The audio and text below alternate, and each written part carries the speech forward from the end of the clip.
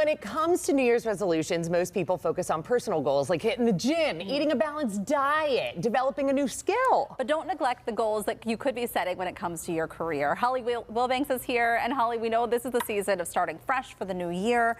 We always like to think about ways that we can improve, and that can go for your career as well. Absolutely, and the start of the year is a great time to be thinking about how can I improve in my job or in my career, and set some strategic goals around that. A lot of times we think about this topic whenever we have performance evaluations, or we hate our job, or we see that next level role and we want to advance. But rarely do people at the beginning of the year say, okay, where am I now? Where could I go and how do I get there? Yeah. That's what this time is perfect for. Absolutely. And I know that we had you on a couple weeks ago talking about those performance reviews and how important they are. And now that you've gotten the report card, it's almost up for you to kind of dictate exactly where you want to grow and what are some goals that people should do. Because I feel like sometimes we can get lofty in the new year. Like, I'm going to be VP of this year, you know? I think you're right. I appreciate it. Reach for the stars. I think that's a great point. So one of the first places you want to start is thinking about what would be realistic within a 1-year time frame, right? And not only having that goal and perhaps an even longer term goal, 3-5 years from now, and then backtracking. What are the steps that I can take each year to get there? And then of course within this calendar year, 2025, you know, what can I achieve within the first 3 months, 6 months, 9 months, etc. Setting those more micro goals is very, very helpful. I'd like to talk about what happens though when you are maybe mid-career or towards the back half of your career, because I think we start to get worried about job security, stability, and maybe we don't want to grow as much, but we do want to maintain what we're doing. So how do we do that in the new year?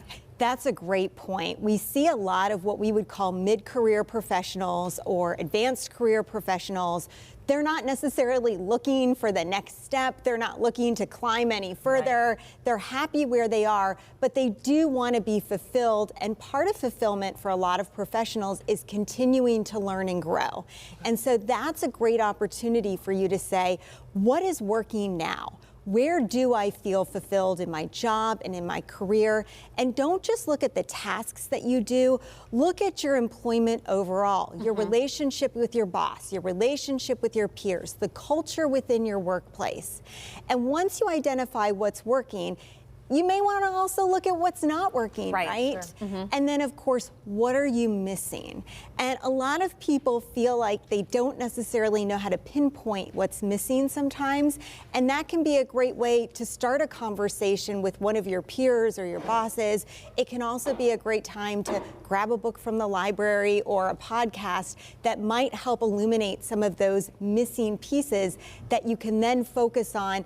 If I just work on this one piece or develop this one skill, that will help me feel fulfilled without feeling like I have to jump to the next level or change jobs. Absolutely. And speaking of changing jobs, I know the new year is a time when a lot of people say this is going to be the year that I find something that is more fulfilling for me. If there's someone watching right now who's thinking, you know what, I'm going to jump ship, I'm going to take a turn this year, what would be your biggest piece of advice right now in January? So, couple of things. First of all, you want to make sure that your resume and LinkedIn profile are updated, and you want it to have your achievements on there. So when you're thinking about 2024 and reflecting on that, what went well, and while you're at your current employer, do you have any metrics or data that you have access to that you can put on that resume or LinkedIn profile to be ready? Cool. But also be careful not to just jump at the first thing, right?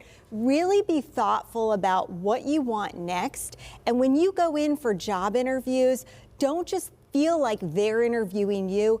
You should tactfully and thoughtfully be interviewing them too about the things that are important to you to make sure that this is going to be the right fit. That's great stuff. I love it. I always feel inspired to do the next thing. Me too. Let's grow. If you'd like to learn more about the Wilbanks Consulting Group, head to kdka.com/talkpittsburgh for more information.